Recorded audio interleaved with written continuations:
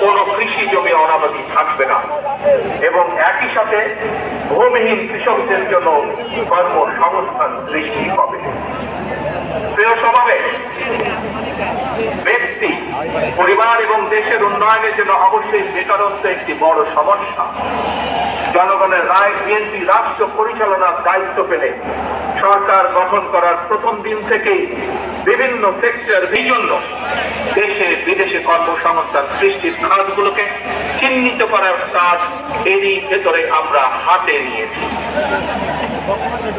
প্রিয় ভাই বোনেরা, বর্তমান বিশ্ব তথ্য প্রযুক্তির বিশ্ব।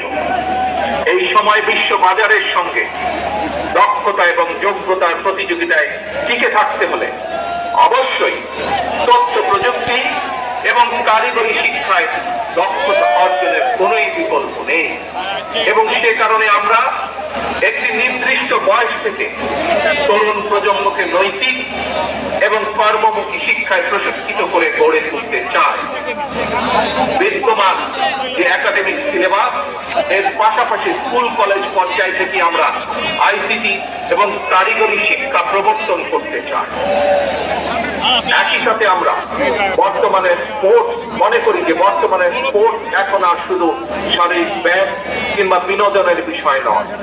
সুতরাং এই স্পোর্টসকে একটি পেশা হিসেবে প্রতিষ্ঠিত করার লক্ষ্যে ক্রীড়াকে আমরা শিক্ষা ক্যারিকুলামের অন্তর্ভুক্ত করতে চাই। প্রিয় উপস্থিতি, বর্তমান বিশ্বে সাফল্যের প্রতিযোগিতায় যদি টিকে থাকতে হয় তাহলে বহুমুখী প্রতিভার বিকাশ ঘটাতে হবে।